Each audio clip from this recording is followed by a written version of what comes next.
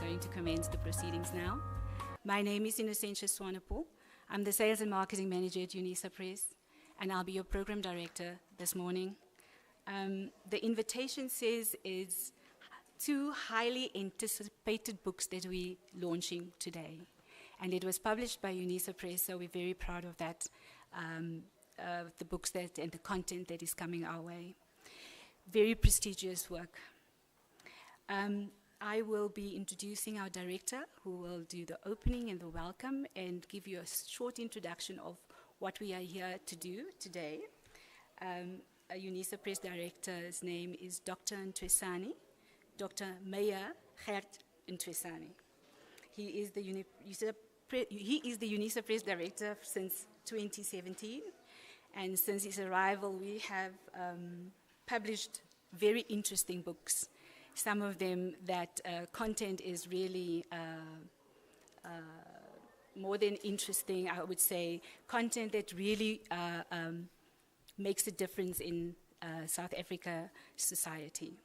And later on, our authors will also explain to us and show us, or at least briefly introduce the content of these books.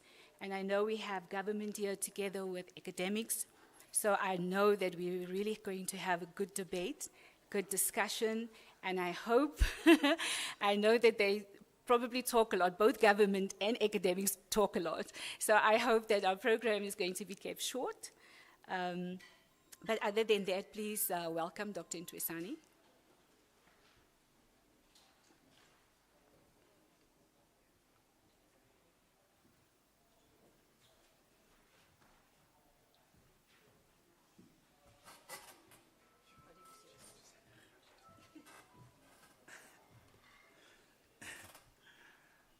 Good morning.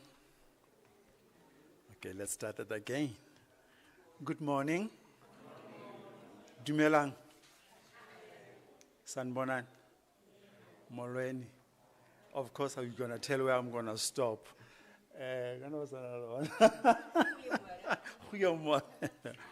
No, thank you very much. Thank you, Nkashe, our program director, who is also the marketing and sales manager at Unisa Press.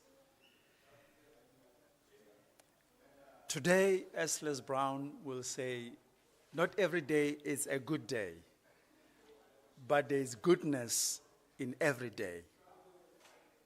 I'm sure today it's both a good day and there'll be goodness in today.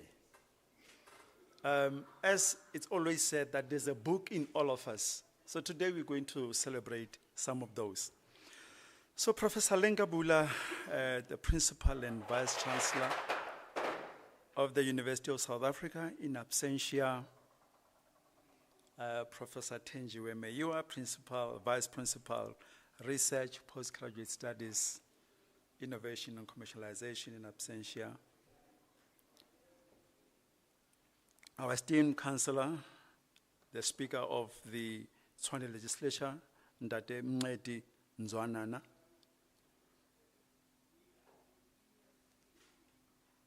Professor Richard Levin, former Director General of the Department of Public Service and Administration. Is that correct, Prof? I remember you from the Department of Economic Development. Professor Juanita Horn, Forensic Investigator of Crime in the Department of Police Practices. Mhlekazi would like Madikiza, our managing editor of books from Unisa Press. The colleagues we are here because of them are celebrated authors, Dr. Nkashe, the author of the book Fraud Investigations in Local Municipalities, Problems and Encounters, together with our other celebrated author, Dr. Salfina Ubisi, author of the book How Research on Hostels, Housing and Intergovernmental Relations Took Me to My Roots. Distinguished guests, family members, colleagues, members of the media, invited guests, ladies and gentlemen, good morning. You are at home. Mine, it's very easy, is to welcome you to celebrate the journey traversed by our colleagues, scholars, who sat down and engaged their brains in penning some of the critical knowledge that not only our current society needs, but will be very much needed for the future society, in enhancing the development and the growth not only of South Africa or the continent, but I'd like to argue of the globe, because there's in my mind there's so much that this continent has to offer. We welcome you at UNISA, we welcome you in this occasion, and I believe it's going to be an exciting moment together. We're going to have exciting engagements. We're going to have exciting conversations. If you may take off your shoes, put them on the table, or lift your legs and put them on the table, and let's excite the conversation. Innocentia, thank you very much. Thank you. Ladies and gentlemen, thank you so very much, Dr. Ntwesani. Ladies and gentlemen, our program is going to change a little bit. Our keynote speaker hasn't arrived yet, and we will move that to almost to the bottom of our program. So I hope I'm not surprising Dr. Nkashe if I'm calling him to the podium here to quickly come and give us context of the book and contents for our proceeding here today. So, ladies and gentlemen, our prestigious author, Dr. Nkashe.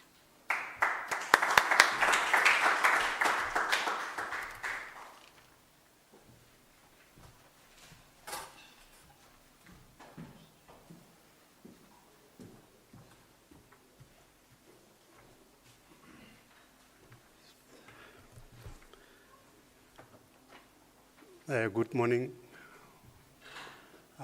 my dear colleagues. I'll call you my dear colleagues because you are in the academic fields, and also you are the ones who are guiding us to be here today. You are the ones who generated us, So I must appreciate all of you, and then the protocol is observed. My name is Dr. Nkashe, and the book on the left presents itself. They say normally don't judge the book by its cover. So this one, you don't have to be afraid to go inside of it and see what is inside, because it's calling you. It's got a call outside. It say, read me. So if I follow the process, how did I get into the book? I would say it is an honor to stand before you today to present my book. Born from the doctoral thesis entitled An Evaluation of Fraud Prevention Methods in Local Municipalities in the Northwest Province. In this study, I explored and described and explained the nature and extent of the use of fraud prevention methods in combating fraud within local municipalities in Northwest South Africa. My research makes a valuable contribution to the field of criminal justice by proposing an anti-fraud compliance and monitoring center to function as an inspectorate. This center would ensure that local municipalities address fraud through initiatives proposed by the Department of Cooperative Governance and Traditional Affairs, that they conduct investigation, audits, and intelligence gathering in municipalities that exhibit delinquent financial behavior. Against this backdrop, I am pleased to share that my thesis was selected by the Unisa Press and the Graduate School as one of the top PhD theses for conversion into a book. The selection process involved nomination by various colleges of Unisa, followed by rigorous evaluation by the Unisa mentoring subcommittee, with an ultimately identifying the final winners. My thesis was chosen based on the positive evaluation of 2 examiners and its potential for conversion into a comprehensive academic resource. For selected PhDs, Unisa Press appointed sponsors, a subject-specific expert to mentor the authors through the process of transforming the research into a book. I was fortunate to receive invaluable guidance and mentorship from Professor Hall of the Department of Policing and Practice through this thesis, through this journey. This transformation process adheres to a strict guidelines to ensure the book qualifies for a Department of Higher Education and Training subsidy, which requires significant revision and updates to original research.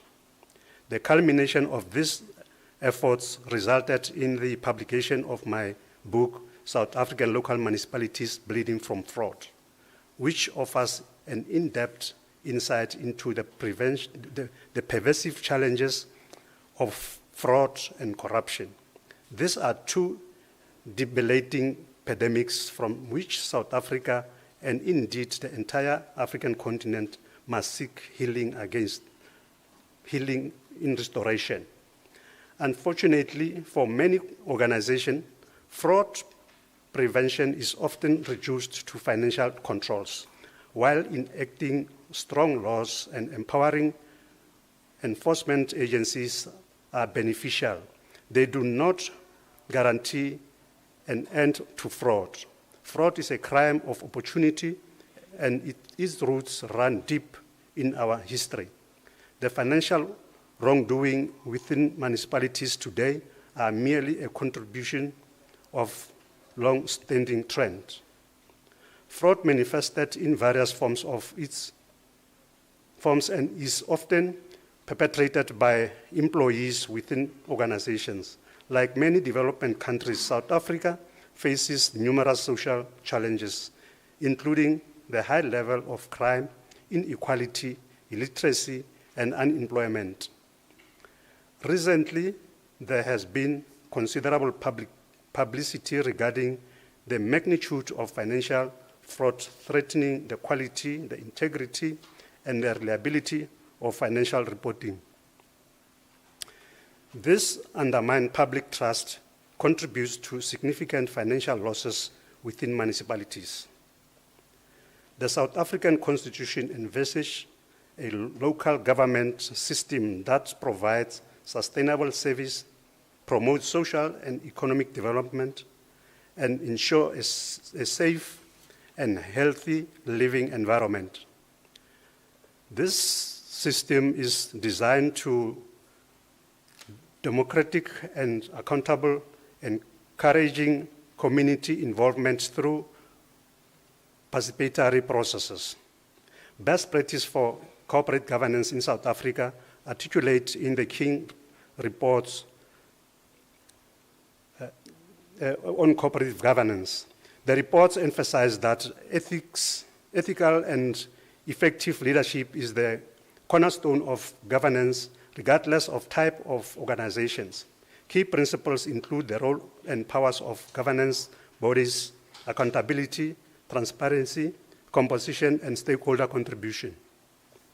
However, the temptation in influencing individuals with no prior criminal history to commit fraud are difficult to resist.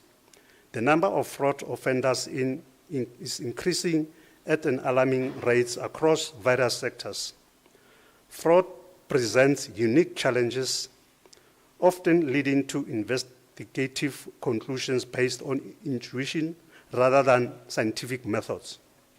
While media attention focuses on high-profile fraud cases, business and municipalities suffer significantly losses due to numerous smaller fraud incidents. Effective local government management is crucial to enhancing interventions and achieving development goals. Organizations must identify potential risks that could impede the objective and take proactive measures to mitigate them. Establishing an ethical and law-abiding culture within organizations offers substantial benefits at a minimal cost. Ethics and good governance play a critical role in combating fraud through various prevention methods. Municipal leaders must set the tone for good governance, organization integrity, and the anti-fraud initiative by emphasizing prevention, detection, and investigation. Finally, it is essential to recognize that communities are the true owners of local municipalities. Transparent and accountable governance, along with active community oversight, is vital to restoring public trust and ensuring sustainable development. I thank you.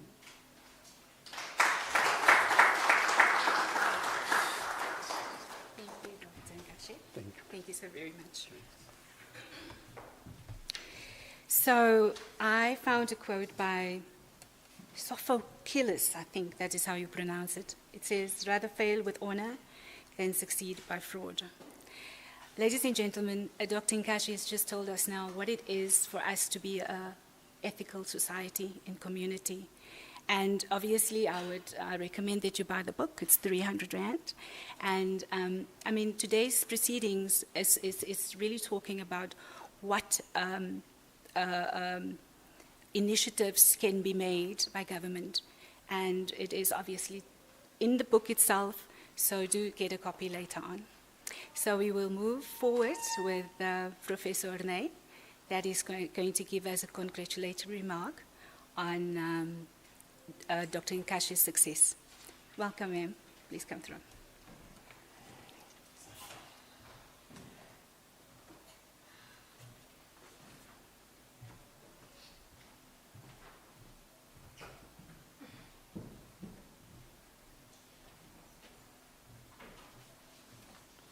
Thank you. Distinguished guests, colleagues, ladies and gentlemen. Dr. Nkashe just noted that fraud manifests in various forms. Our municipalities are bleeding from fraud, and that makes this book a significant contribution. Let me just get my glasses on. Thank you.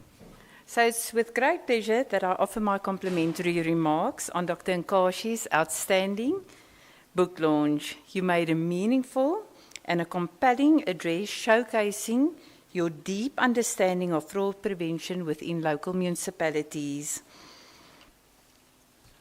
The clarity and the structure of the oration makes it accessible to a wide audience, effectively conveying complex issues to us.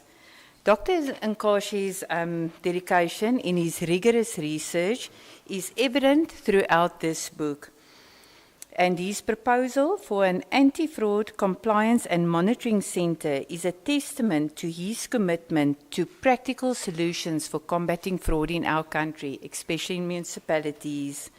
His address seamlessly connects theoretical insights with real-world applications, demonstrating the significant impact such research that it was done can have on policy, and both on policy and in practice. Furthermore, the recognition by Unisa Press, the graduate school, as well as the Department of Police Practice, speaks volume about the quality of the book and the research that was conducted. Dr. Nkashe's ability to transform academic work into a valuable, practical book highlights his exceptional skill in bridging the gap between scholarship and practical implementation. I had the privilege of serving as Dr. Nkashe's mentor throughout this journey, guiding him in refining his work to meet the highest academic standards and ensuring that his research contributes meaningful to the field. Dr. Nkashe thoughtfully contextualizes the challenges faced by our South African municipalities within the broader socio-economic realities, making it a powerful call to action for leaders, policymakers, and communities alike.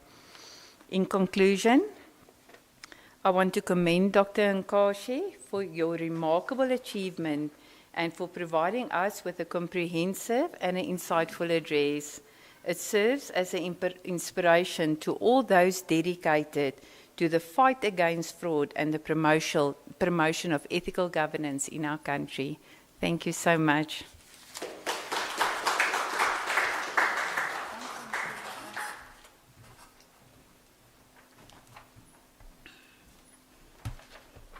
So I think she did mention that she's the mentor for Dr. Nkashe.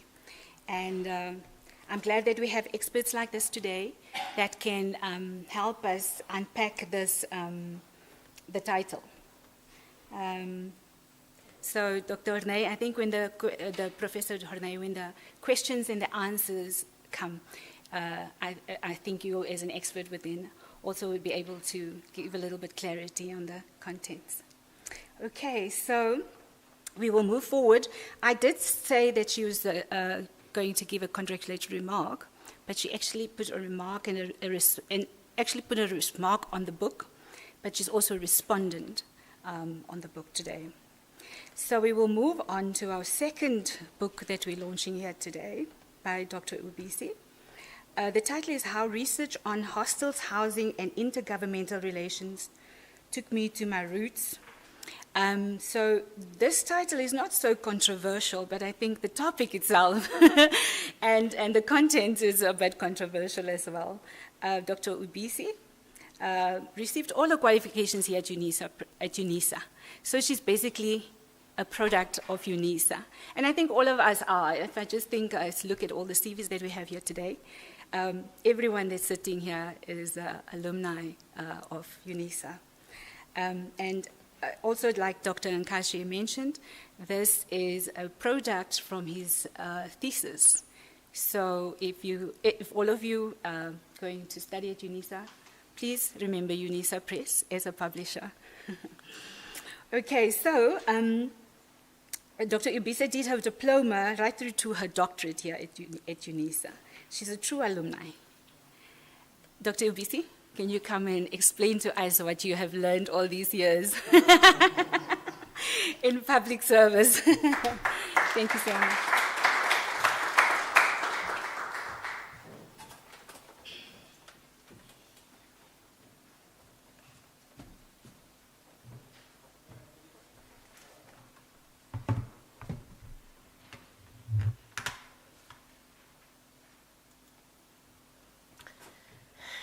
Good morning, everyone, and all protocols observed.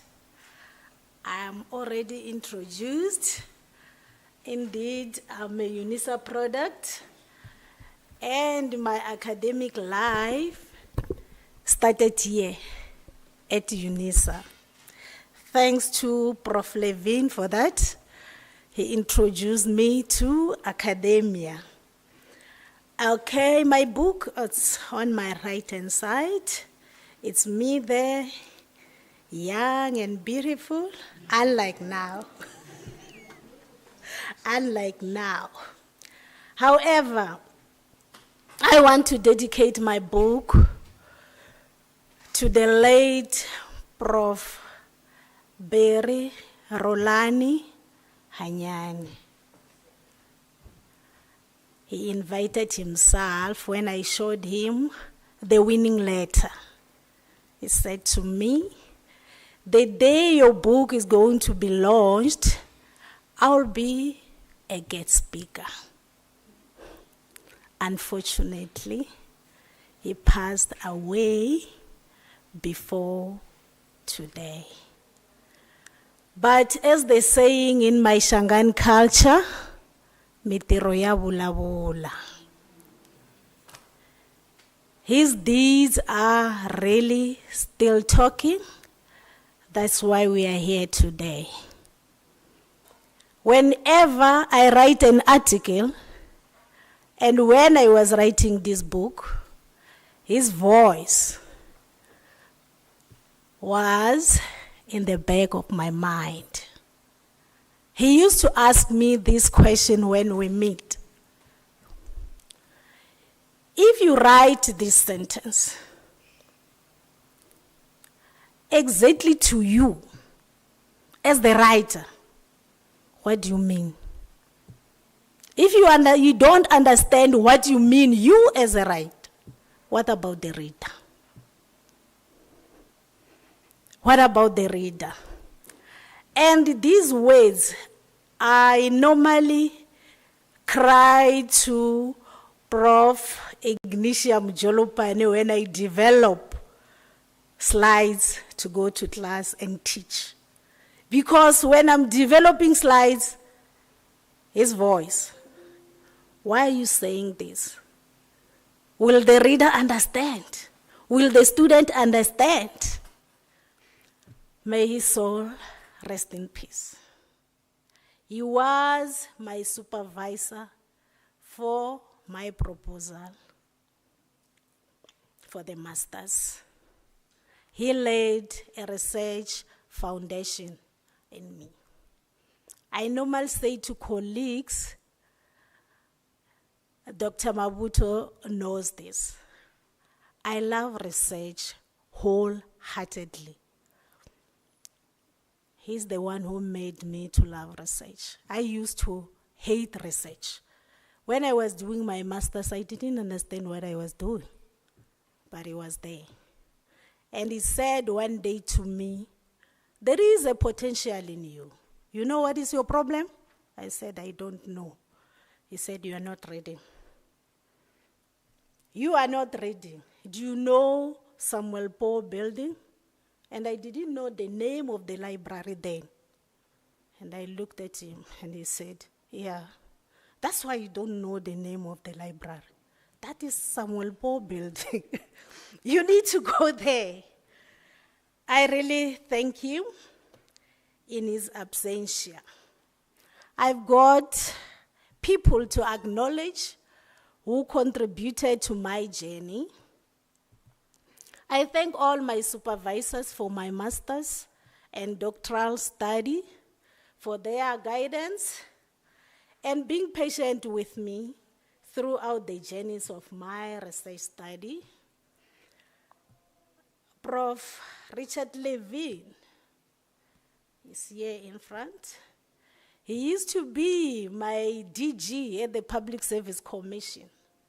He's the one who granted me sabbatical leave to come and participate in a postdoc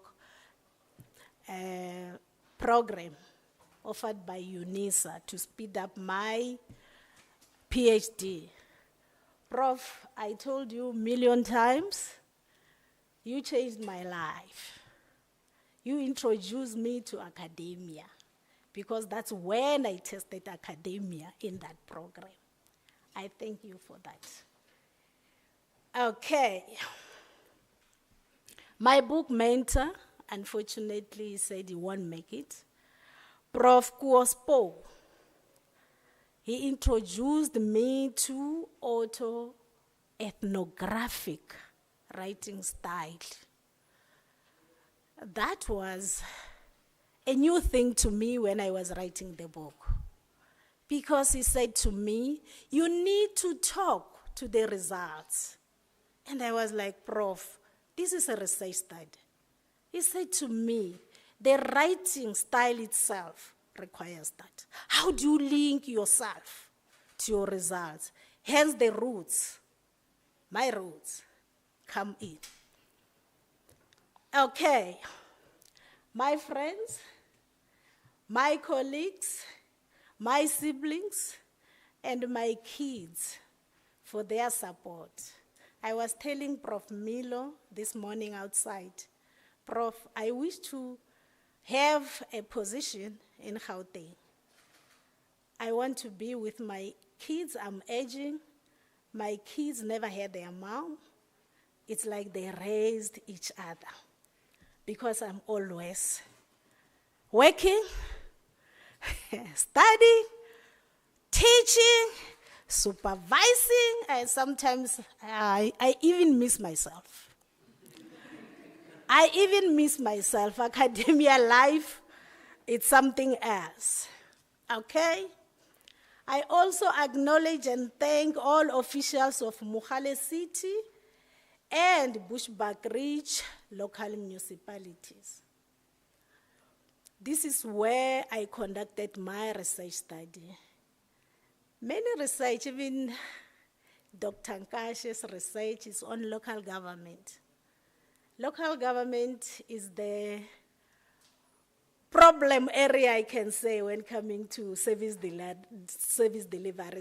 We are all focusing on local government. Okay? And I would like to acknowledge the Kagiso hostel dollars, because my master's study was conducted at Kagiso Hostel. And the one at Bushbuckridge, you'll understand why I'm saying this, was conducted at Ward 31 in Bushbuckridge. I also want to thank the Senate Publication Committee of Unisa for selecting my thesis for the award competition. Lastly, Unisa Press for ensuring that all resources needed for the publication of my book were provided. Okay. This book is the product of my master's and doctoral studies. One of the recommendations of my master's study produced the topic for my doctoral study. This book is still ongoing. It produced 2 books that are in progress. One is titled, My Roots, Who Am I? I don't know where am I. And honestly, I didn't even pay attention then until I started writing this book. I was raised by a single parent. I didn't bother about my father being there. I didn't even realize that when I was young, I was not even living a normal life. I didn't realize that until my elder brother asked me, hey, don't you wish to see your father? And I was like, father? He said, yes. Don't you see that we are not living a normal life? We don't have a father. And I'm like, oh, no. Truly speaking, I was not. So now writing this book, that's when, at my age, and it's too late. But I'm trying, it's too late. Because all the elders are gone. They are gone. But I'll keep on trying. And the other book is titled, Know the Shangaan Kings and Oral Literature. Also produced by this book. In the process of searching for my roots, I ended up at the Amashangani Tribal Authority, hoping that I'll get information. Because what I got from other relatives, was Nwambila. Nwambila was Ubisi. Even in the village where we are living, it's Ubisi even today, named after him. He was the first person from Mozambique to arrive in Bushbuckridge. So I was hoping to find my roots there, since he is Ubisi, only to find that they've got nothing written. But sitting down, talking to them, only to find that, my God, these people are having rich information about a lot of things, Shangaan kings, our culture, all this. And they were very excited to say, oh my God, are you writing a book? Assist us to write a book. We are going to give you information. I'm struggling now to get a good mentor who will take me through the book based on oral literature. They've got rich information. And if we are really serious about decolonization of our curriculum, these are the people that will assist us, because usually in Gauteng, more special, we no longer even know our languages, isn't it? Or our languages are no longer even rich. We mix a lot. But these are the people who can give us the exact words that we can use for our languages. Okay. A brief journey of the book. This book began with my old clothes business that I started in 1995, with the aim of funding my studies. In 1997, I registered for a national diploma in public management at Unisa, with a financial assistance from my late mother and grandmother. So this book, or this business, they are aligned, because the business produced Dr. Ubisi, SV, as I'm widely known. So the business is appearing there on the outer cover of my book. Okay. Both my studies focused on provision of adequate housing.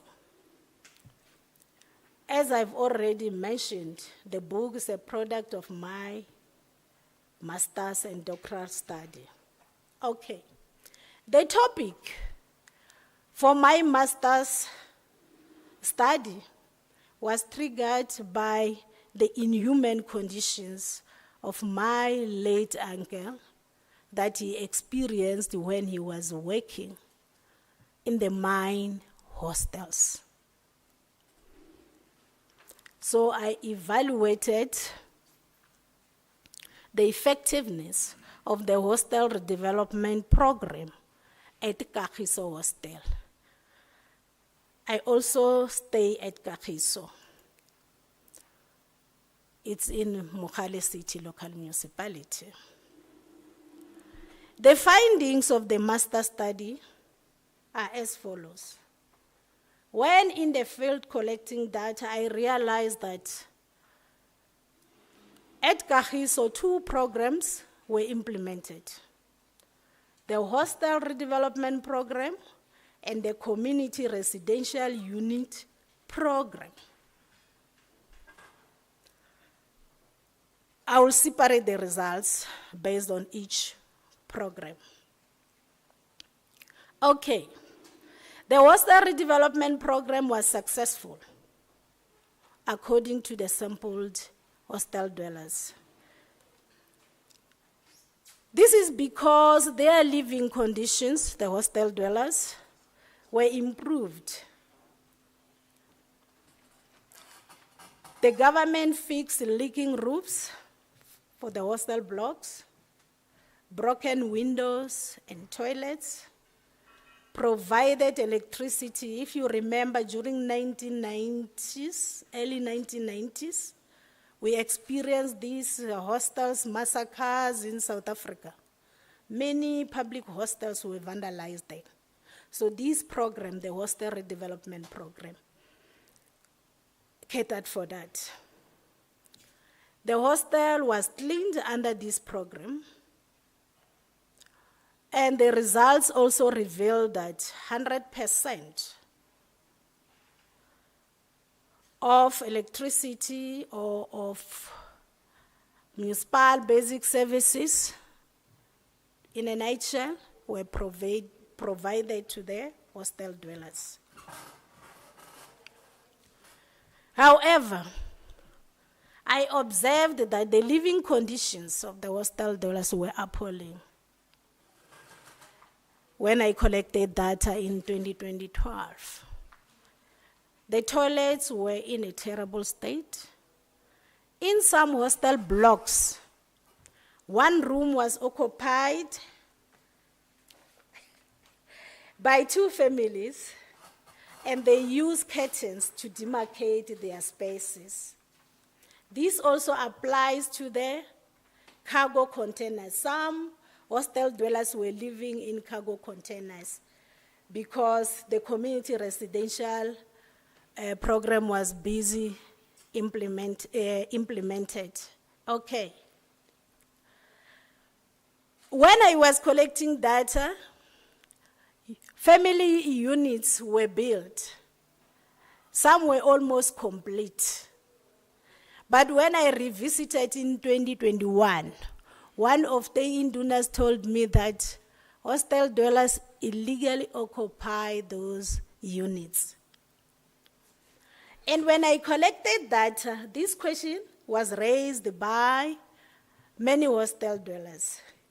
Why hostel dwellers must pay monthly rentals for the family rental units built under the Community Residential Unit Program, while beneficiaries of standalone houses do not pay any monthly rentals for the allocated houses?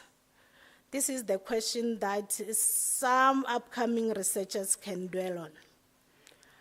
A brief journey of my doctoral study. This one focused on provision of adequate housing through cooperative government and intergovernmental relations. However, we normally say government officials are working in silos. With this study, it was not the case. Human settlement officials from the 3 government spheres were working together. And what I got is that we citizens or we community members perceive them as working in silos, while in reality is because of their mandates. Because they've got their own activities that are allocated by their own institutions. And when they interact or try to work with other government officials from other government spheres, it becomes a problem. So it's something that needs to be looked at. Time up? Almost up. I think you can Okay. make the last 2 sentences, please. Okay. All right. Okay, the results also revealed both elements of adequate houses and inadequate houses for the doctoral. The elements of adequate houses or housing included cleaning, drinking water, electricity, adequate sanitation, access to shops, access to employment opportunities, access to schools, and access to health services. These are all elements of an adequate housing.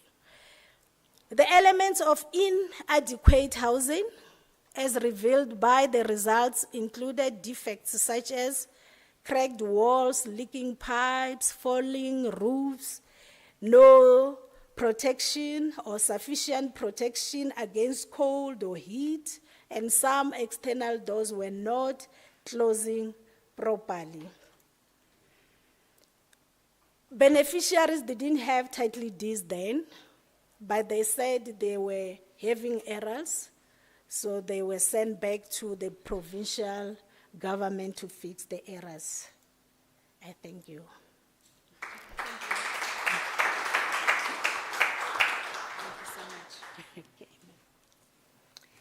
Ladies and gentlemen, doctors and professors, like I said, we talk. Sorry to have cut you short, Dr. Ubisi, but I think it's a good thing. It's actually quite strategic because now we can all buy the book and see what's in there, right? Okay. We have a Professor Levin that's going to come up, that's going to give, and I must get this right, not the congratulation remarks, but he's going to remark on the content of the book and responding to what Dr. Ubisi had said. Professor Levin is a former DG of the Department of Public Service and Administration. He's been there 16 years in different departments. The current position, though, has got a very interesting title. It's called the Unique Special Master of Labor Tenants. I'm so curious to hear what that is about, so I hope we can have a conversation later in terms of what is that about. Professor Levin, please, if you could come up for us. Thank you.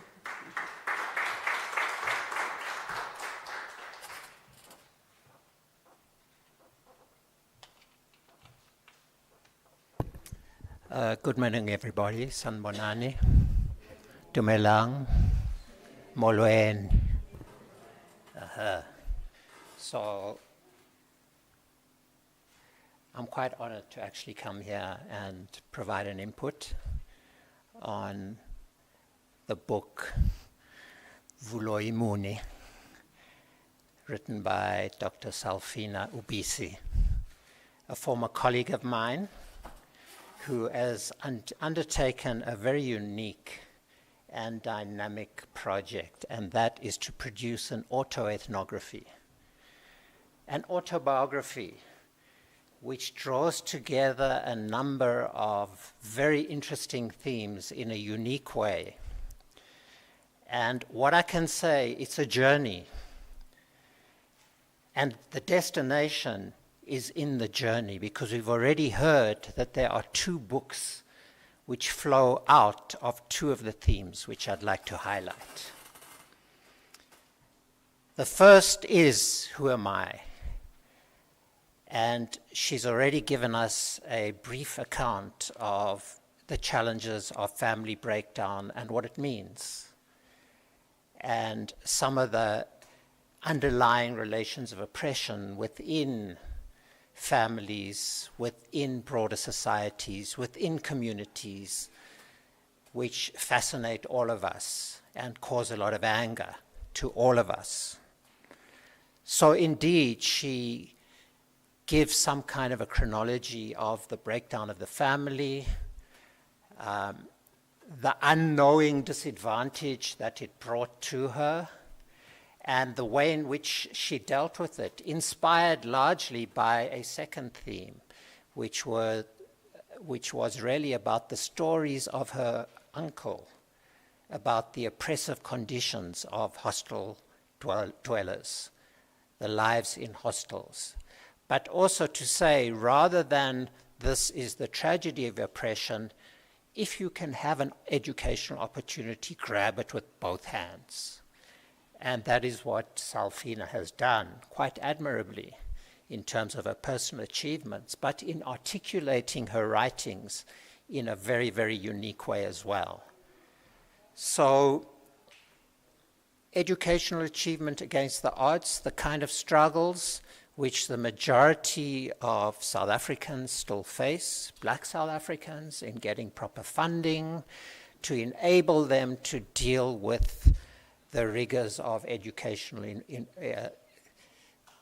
advancement, and the personal sacrifices and strategies, whether it is in formal sector training in the case of Salfina, across the whole geography of South Africa, actually, when you look at it, as explained and articulated in the book.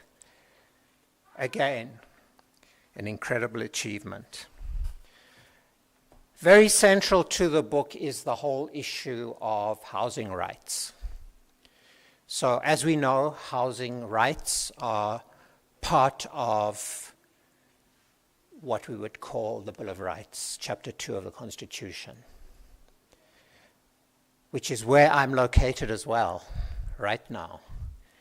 In fact, in between the 16 years of being a Director General, the other few years as a Deputy Director General and Chief Director,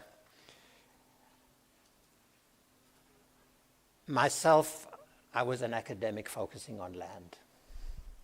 And without land, you can't have a house. And right now, everyone is in different kinds of moods with the so-called threat of expropriation with nil compensation. Expropriation Act. Actually, there was always an Expropriation Act. And it was promulgated in the 1970s by the apartheid regime in order to consolidate the Bantustans. Land was expropriated from, in many cases, white farmers and used to provide more land to squeeze black people in as they were being forcibly evicted, whether it be from urban areas or historically white-owned land in rural areas.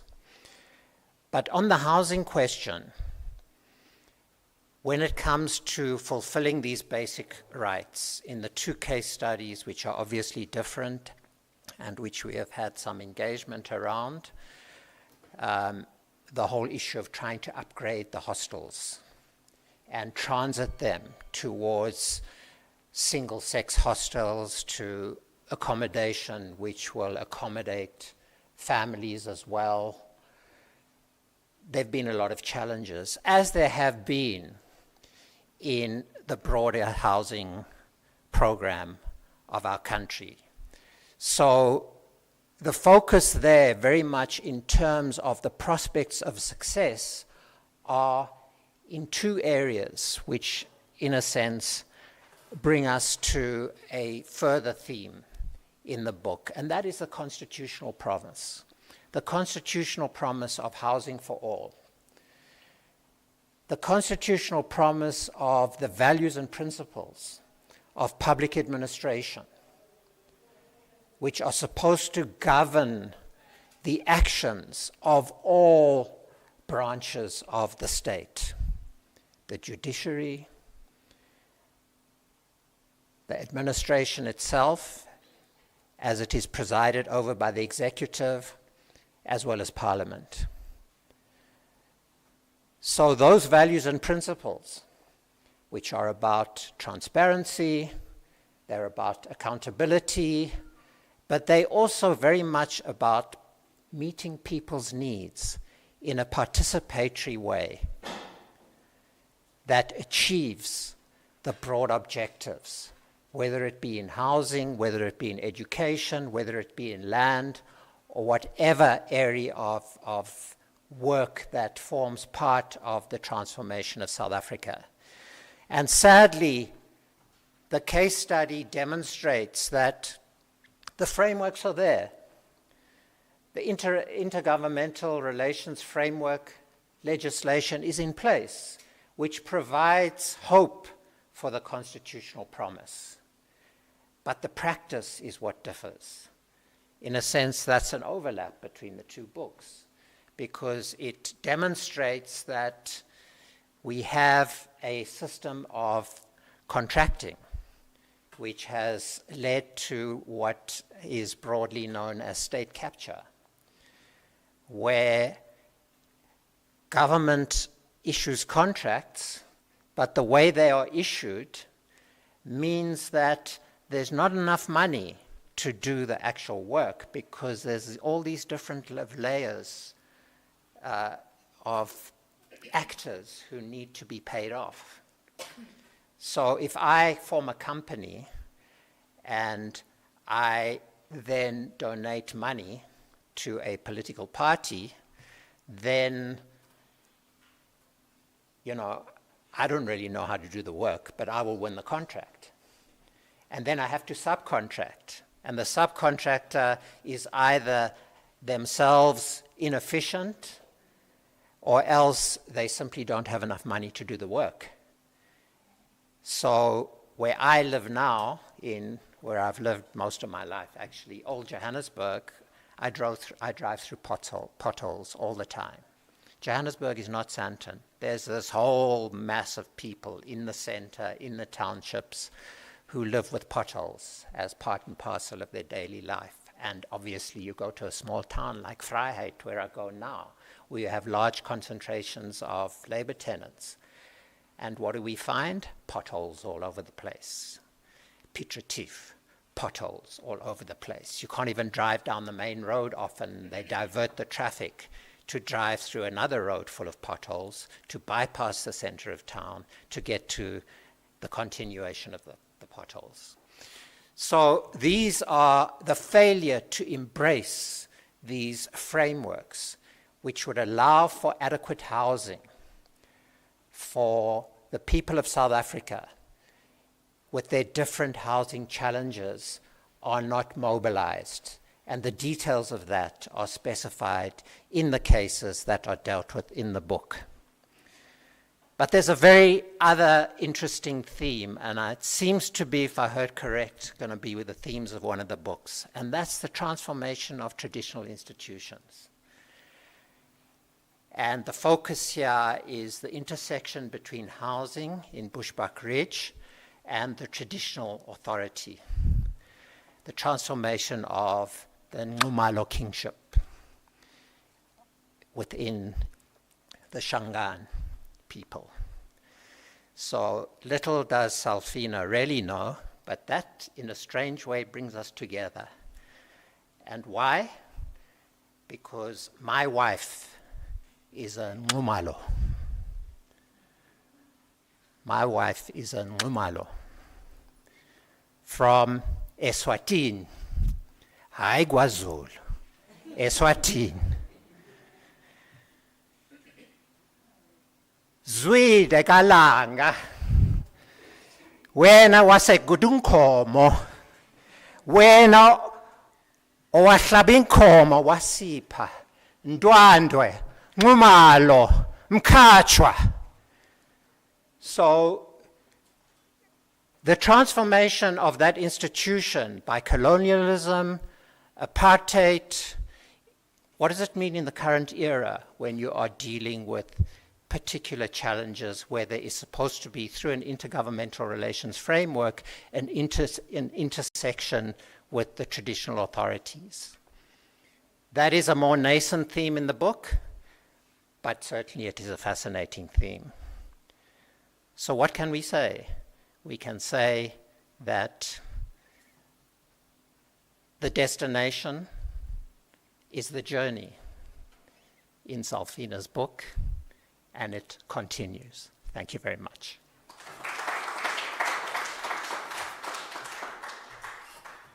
Thank you, Prof. Van. Thank you very much. Ladies and gentlemen, professors and doctors, earlier I mentioned that our keynote speaker could not make it, so we will have a replacement for the keynote address. The topic was fraud investigation in local municipalities, problems and encounters. This slot will be taken by my own boss, director, Unisa Press, Dr. Ntwesani. So please welcome him. Thank you so much.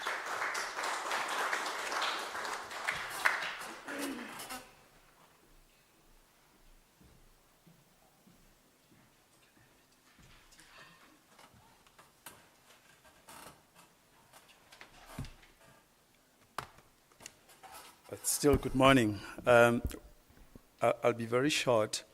I'll speak only for 65 minutes, so.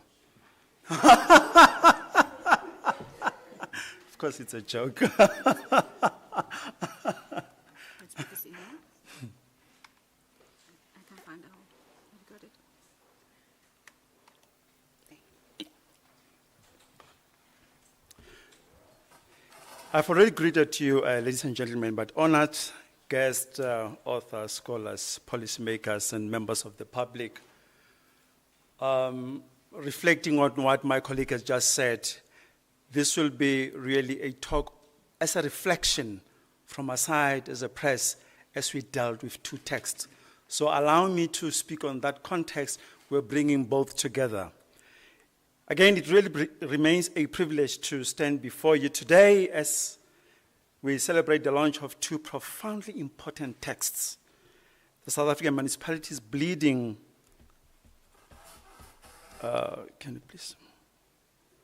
And how research on hostels, housing, and intergovernmental relations took me to my roots. These works are not only timely, but are necessary.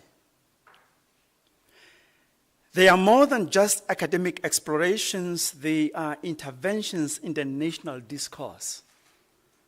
Urgent calls for accountability, transformation, and a deep reckoning for the structures that govern our daily lives. So at Unisa Press, we take pride in publishing scholarship that does more than analyze. We publish work that shapes policy. That's what we do. And these texts do justice to that mandate. We make sure that we inform public debate and ultimately contribute to the betterment of our society. Ladies and gentlemen, these two books exemplify that mission in totality. The first book, Unpacking the Cost of Fraud in South African Municipalities, Bleeding from Fraud, takes us into the heart of municipal governance, exposing the deep-rooted corruption that cripples service delivery and erodes public trust. It documents how fraudulent procurement processes, ghost employees, and misappropriation of public funds have led to failing infrastructure, persistent water and electricity crisis, and the widening gap between government and the people. And as a matter of fact, that gap needs to shorten. If it doesn't, we might be heading for a catastrophe.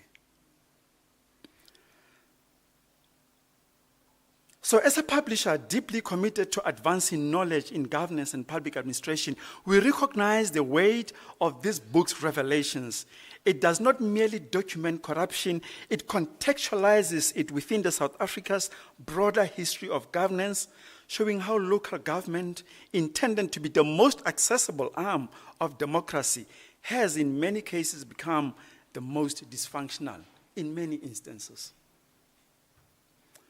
But this book is not just a postmortem on failed municipalities, it is also proposes solutions, and as the publisher, I'm compelled to reflect on the future. How do we translate academic research into real change? How do we take these texts so that it resonates to somebody on the street? How do we ensure that these insights reach the right stakeholders, policymakers, activists, legal bodies, and communities? How do we foster a culture of accountability at the municipal level? So at Press, we believe that publishing must be more than a process of disseminating research work. It must be a conduit for dialogue, activism, and reform. This text is an opportunity to engage government, civil society, and academia in a meaningful conversation about municipal governance.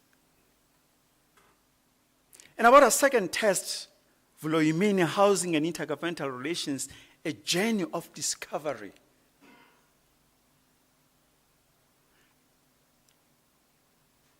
This text, as it says, it took the author to her roots. It's a deeply personal, yet profoundly political work. It forces us to look at housing not just as a policy issue, but as a historical and social question of identity, belonging, and justice. This book brings us face to face with the unresolved spatial injustices of apartheid South Africa. It reveals how the structures built to control and contain black laborers have continued to define urban landscapes long after the dawn of democracy.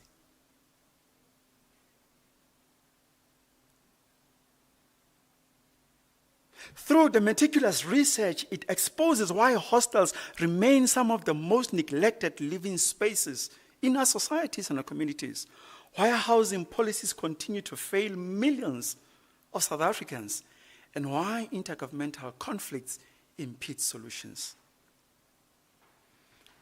And as I will say at Press, we recognize that this is not just about uncovering those systems that are problematic. It is also about reclaiming histories, reimagining futures, and reconnecting with our roots. This text embodies that ethos of connecting. By situating housing policies within the personal histories, it reminds us that behind every policy failure, there is a human story. There is a human being. There is a family forced to live in overcrowded conditions, a community struggling for formal recognition, a displaced person searching for a home.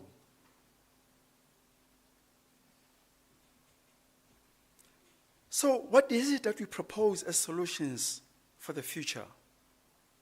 I think for both books, though different in their focus, they present a shared theme: the need for governance that prioritizes people, that is rooted in accountability, and that actively seeks justice rather than perpetuating historical injustices. At Press, we propose a way forward, not just in research and publishing, but in practical solutions driven. This book should not remain within academic circles alone, we urge. We need stronger partnerships between universities, the publishers ourselves, research institutions, government, and grassroots organizations to ensure that this research work findings inform real policy change. We must hold public discussions, roundtables, and public policy forums where these insights are debated and solutions are formulated and executed.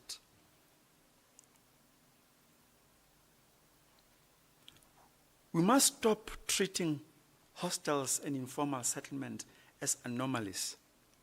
They are part of our urban realities. We need to move to a point where we internalize them and we make them part of the norm, where there's normalcy and dignity. So, ladies and gentlemen, as we launch these two books, let us see them as endpoints. Let us not see them as endpoints, but as starting points. Starting point for activism, for policy change, for community engagement, and for ongoing scholarly inquiry.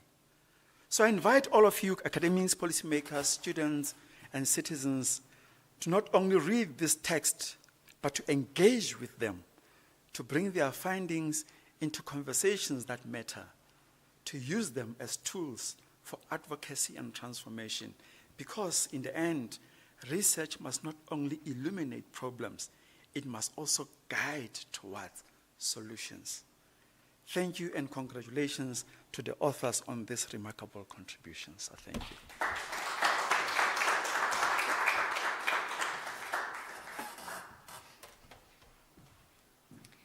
Ladies and gentlemen, we are almost done with the program here. But I will include you now into the proceedings with questions and answers. So if you have any questions, not to me, please. I do not have the answers. But to the authors that are here and probably to the responders as well. And comments are welcome as well. So you need to press a little button on your mic there if you would like to speak. So if there are any questions, I'm here. Comments? Good afternoon, colleagues. Good afternoon, ladies and gentlemen. My name is Dr. Mabuto Shangase from the Northwest University. I don't have a question or a comment. I would like to congratulate both the authors. I applaud your efforts, especially my colleague, Dr. Salfina Ubisi. I would like to say congratulations on this huge milestone. you've made us very proud at the School of Government Studies at the Northwest University in Mafikeng campus. Thank you so much.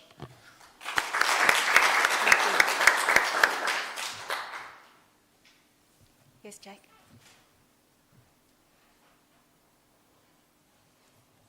My name is Jack.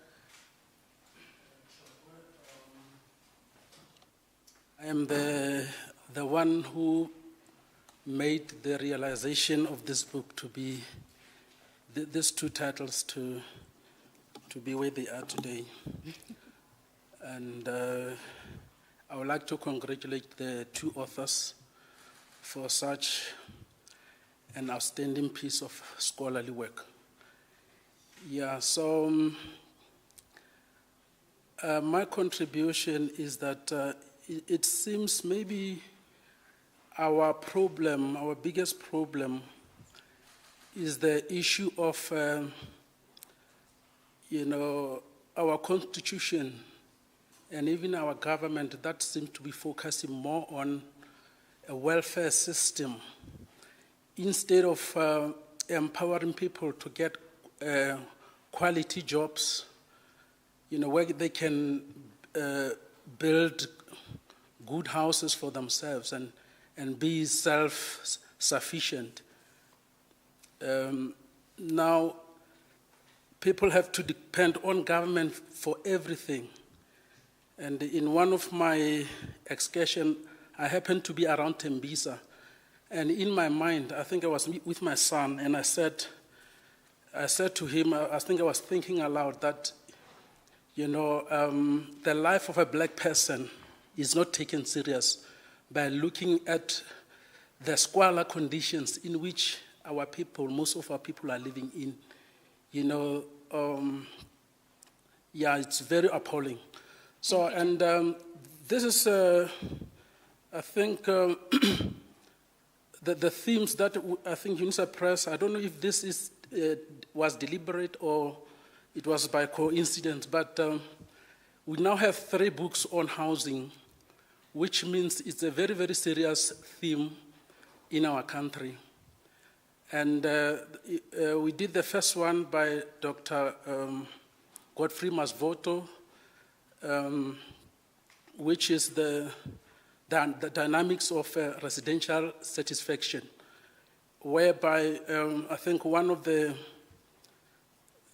contributors there alluded to the fact that government housing sometimes is built in the outskirts of the cities, far away from jobs. And as a result, the beneficiaries of those social housing, they end up going to the very same shacks and informal settlements because it is too costly to travel from where they are staying, owing to their meager salaries that they earn, True. far away from job opportunities. Dr. Chokwe, can we make it a little bit faster? Yes, yeah, and we are books that we are here currently today? just finalized another title called The Housing Question as well, which looks at race and inequality in Johannesburg. So it's a real problem that we are facing regarding housing, and I think one of the fundamental problems that we have is the handout, mentality, or policy of government, that sort of disables people from doing things for themselves. Absolutely. Yes, Thank you, Dr. Chokwe. Just to talk about Dr. Chokwe, he is part of our team, and he's very passionate about the books, as you can hear. All right, we've got a question right at the back. Thank you so much. Tim Sustuel, I'm of course, the principal there, the speaker of council. But of course, I'm asking this question from a point of, directed to, either of the authors can attend to it, because it has to do with service delivery and the housing. But the question that I have is, there's a lot of comments, remarks, concerns with regards to the government, that there are a lot of people moving to different places, selling houses and all of that. I just want to ask this question, what are their thoughts on illegal selling of houses? I think this is directed to the second author. about the issue of selling illegal houses, because there's that thing that people will get RDP houses, they'll rent them out and selling them out. And another question that I have, how do you think government and the private sector they can work together to critically address the influx of individuals moving from urban areas to, from the rural areas coming to the urban areas, but particular building houses in areas that have been declared as inadequate to build those houses? Thanks. Dr. Ubisi, would you take that one for us, please? No, Mike. Okay. I didn't get the first question clearly. May you repeat the first question? The first question is, you speak about illegal, people selling houses, illegal selling of houses, right? Yes. You've seen them also to where the houses in turn, houses for sale because of relatives, but also others who get houses, RDP houses, they pretend to be selling them. So my question is, how do you think, what is it that you think can be done to adequately address that, to limit people selling houses? Thanks. Okay. There are a lot of issues around illegal selling of housing, to put it correctly. Because sometimes these are not beneficiaries of the houses, the houses that are selling, the allocated houses to other people. In most instances, these are ward councillors who are working in local government sphere or in municipalities that sell these houses to other people, more especially to foreign nationals. That's what I have observed through literature review, not through my conducted study. So it goes with the ethics, to say, your ethical conduct in a workplace. What are you employed to do? Because that is not allowed, but they're doing it illegally. So those beneficiaries who are allocated houses and their socio-economic conditions improve, I'm of the view that they must surrender the allocated houses instead of selling. They can surrender them because the human settlement department is having a huge backlog of applicants who are not. Some die while waiting for these houses. So if they can surrender, that can be another mitigation mechanism. Okay. And the second question was with regards to the influx of people from the neighboring countries into the cities. From where I'm sitting, I think government won't address effectively these housing issues.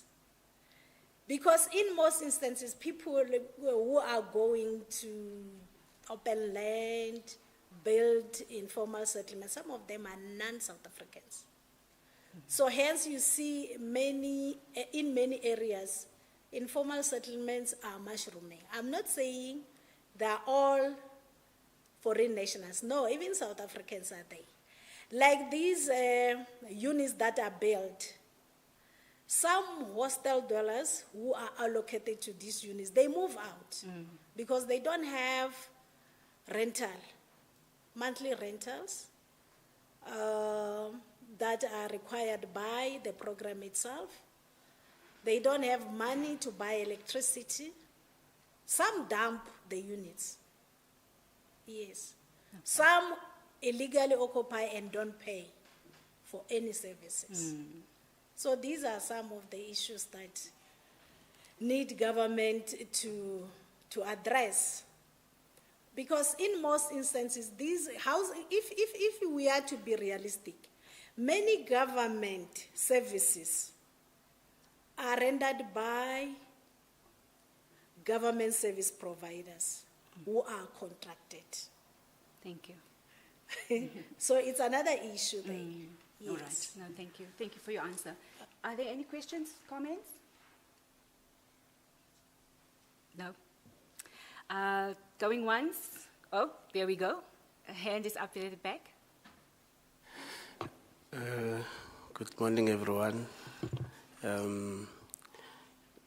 Firstly, may I apologize for arriving very late.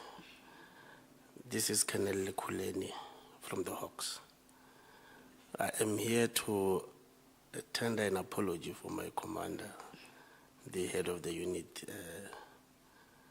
General Libya. I got a call very late that there is an event taking place in Unisa and you have to go and attend to it to tender an apology for the general. So I am not privy to the engagements that have been here prior to my arrival. Yeah. And may I maybe also make a disclaimer that, you know, I'm an operational member of the Hawks and I'm not an academic, so these engagements are not my... No, thank you very much for your contribution and your are attendance. not my cup of tea, yes. All right, thank you. Yeah, thanks. Right. We've got a hand up there to the back. I'm Prudence Kumalo from the Department of Public Admin and the Management. Allow me to congratulate the two authors for such a great work. I won't ask them questions now. I think it would be good for me to read the books, then I engage them later. But I wanted to let the House know that the Department of Public Admin is the one that produced Dr. Ubisi. So we are proud of her and we feel very proud for this kind of production that she has come up with. I worked with her in her academic journey. She joined the department as a postdoc fellow.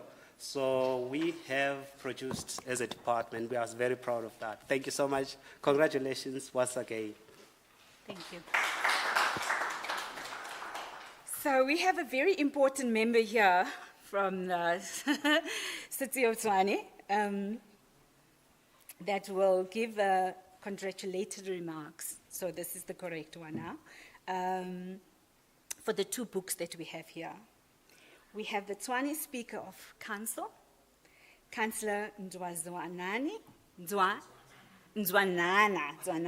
Thank you for the correction. Please come up.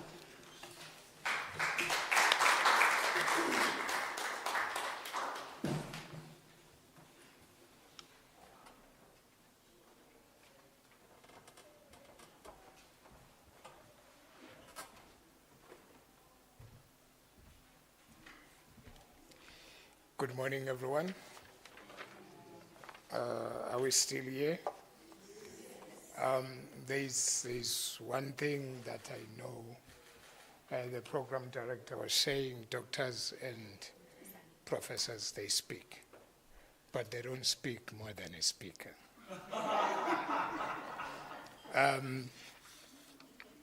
My name is Nzwanana. I'm the Speaker of Council in Tshwane, which is, these books are talking to me direct. And talking to the councillors to remind us what is it that we have been elected for and what we have been elected to do. Now, before I can get into my speech, we've got a tendency of pleasing some individuals. Like, for instance, Dr. Ubisi was talking about the councillors who are selling the properties. But it is not only councillors who are doing that.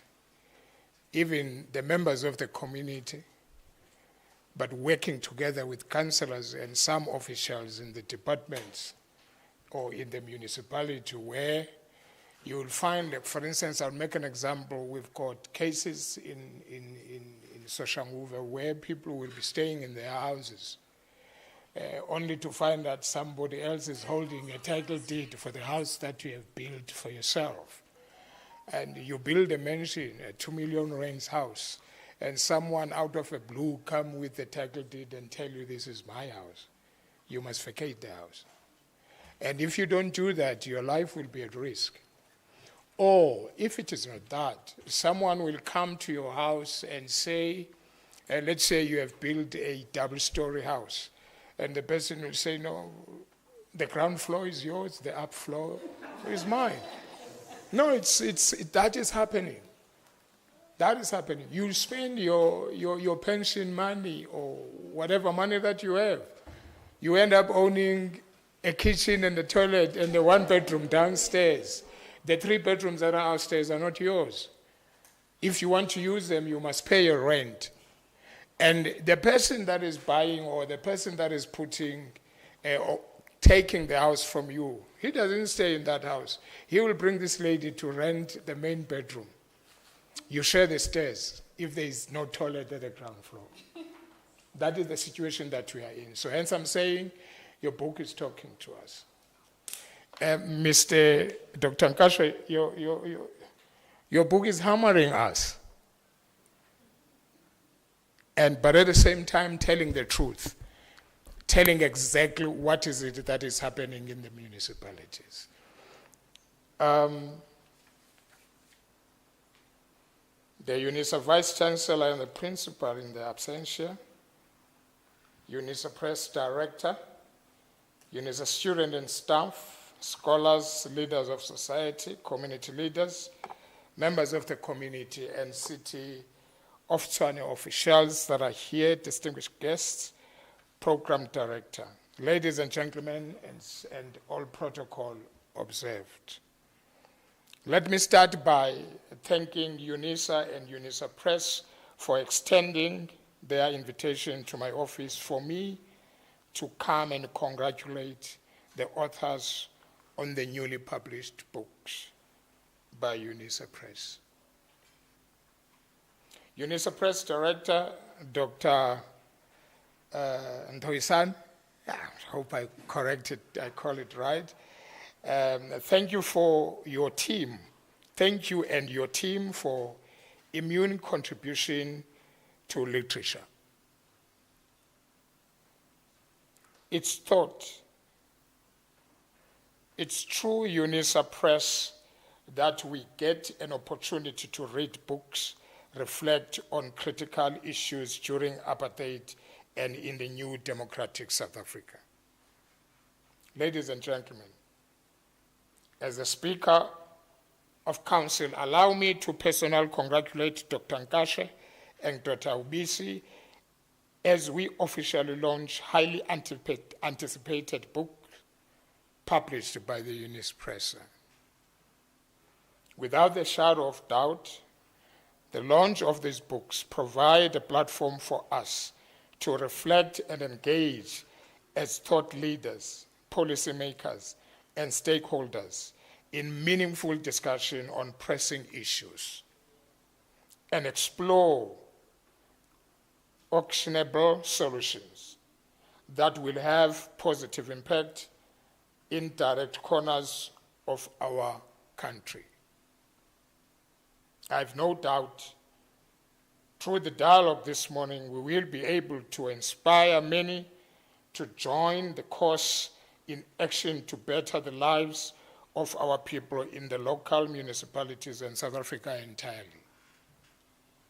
Program Director, as a speaker, I would like to mention 3 out of the 9 of the Office of the Speaker's responsibility.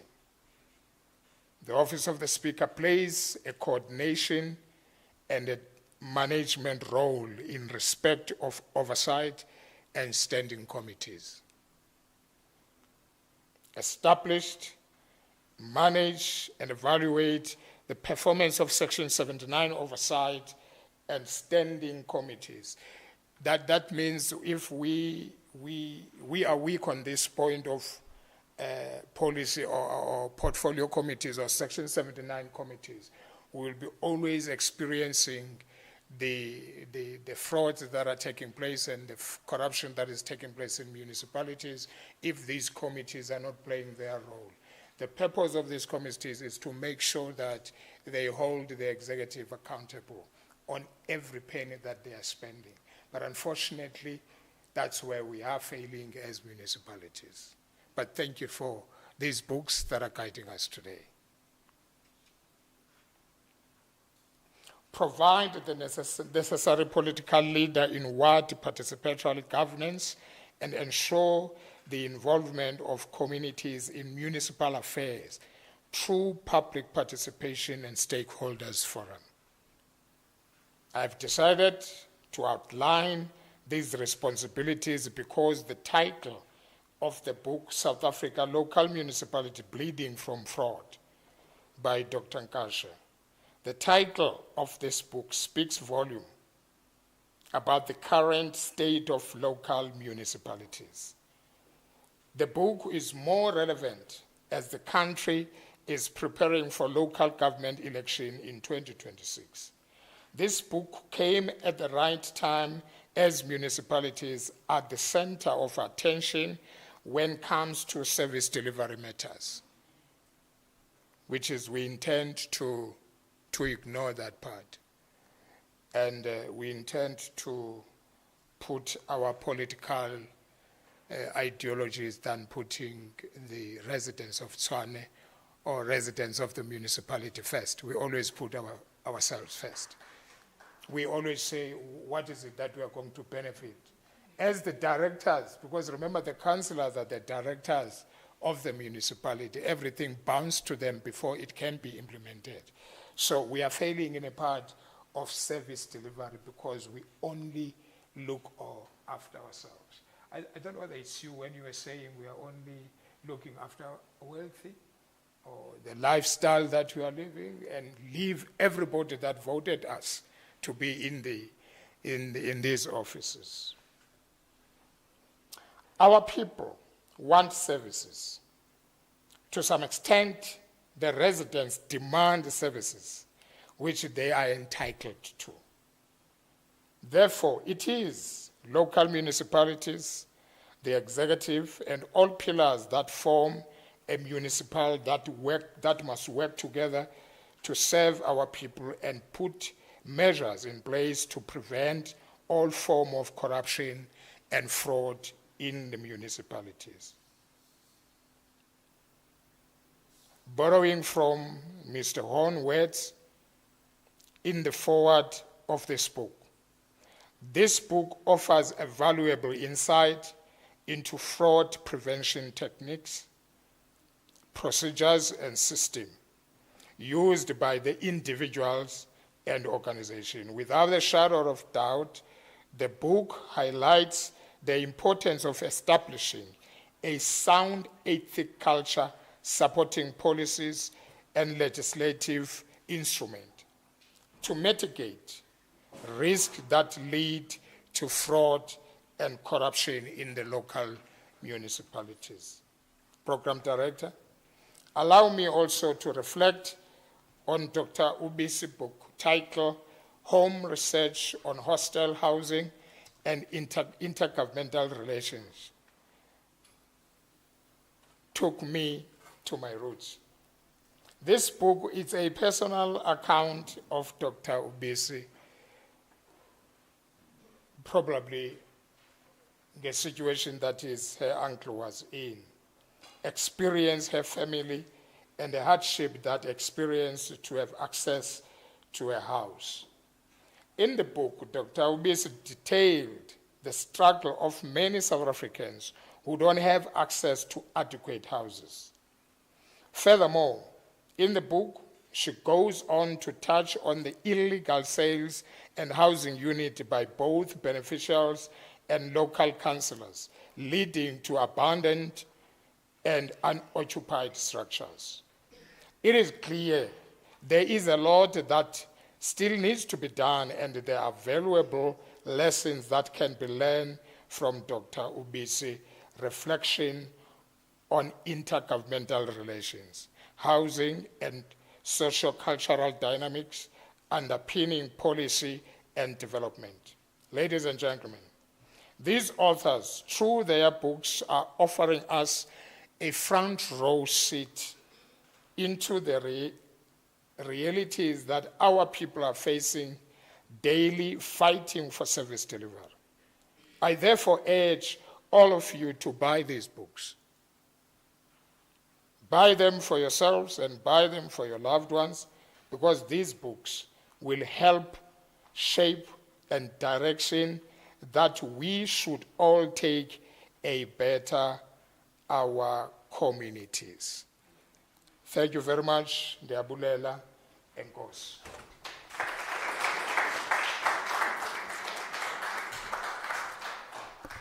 Thank you so much, Councillor. Indeed, this book is giving a front row seat to all these issues that we are having. So, as the Councillor have urged you to do, please do. We have a sales desk outside. Now I'm going to ask for my colleague, Dr. Lucky Madikiza, to give us a vote of thanks, and then it will be the closing. There is some refreshments for after we've closed, so don't run away just yet. But let me welcome Dr. Madikiza now. Thank you so much.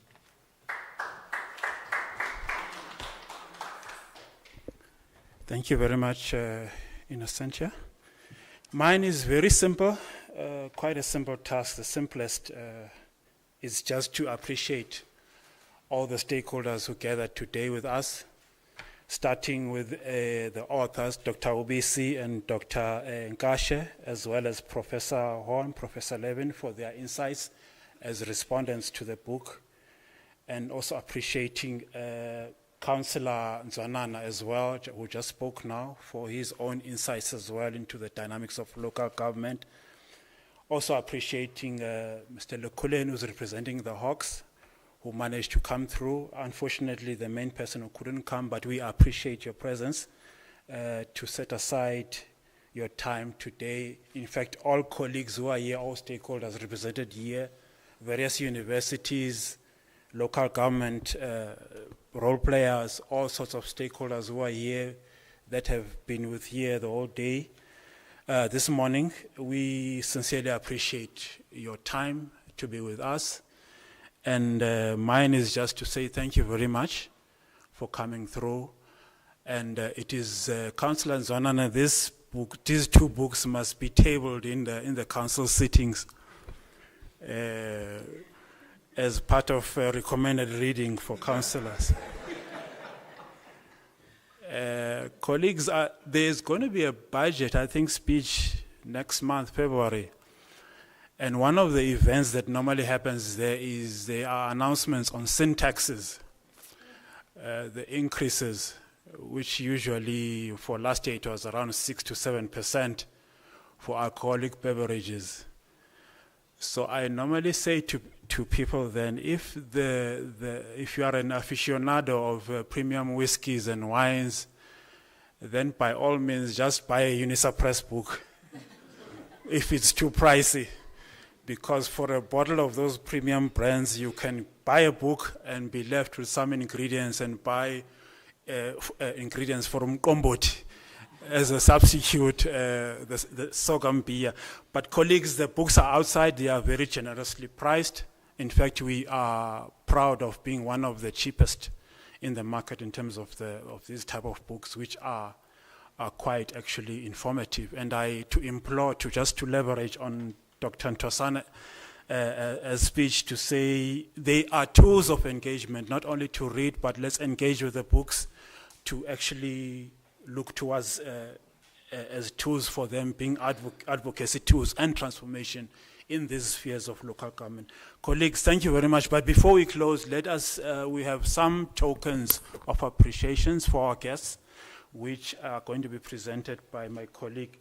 Also, not forgetting to appreciate the Unisa Press colleagues, Dr. Ntosana, you in particular, as an enthusiastic custodian for us in all the echelons of the university, appreciating you, sir.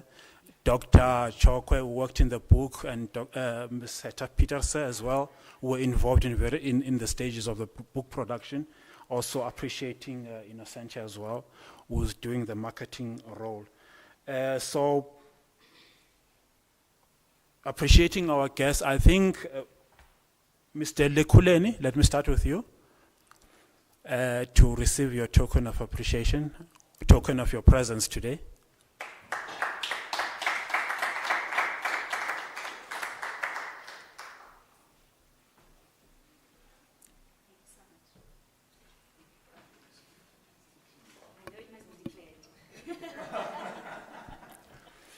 And then Professor Horn, may you please come through.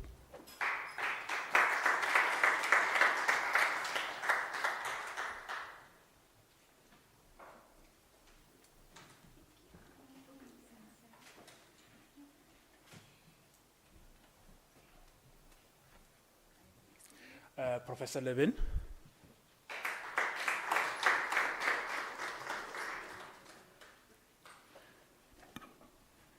Honorable Councillor Zonan.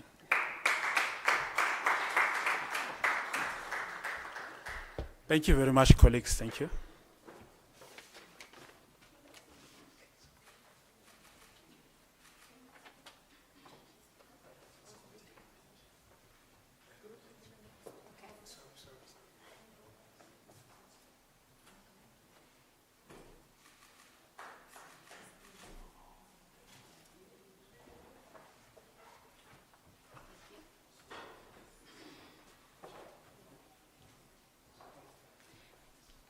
Ladies and gentlemen, thank you.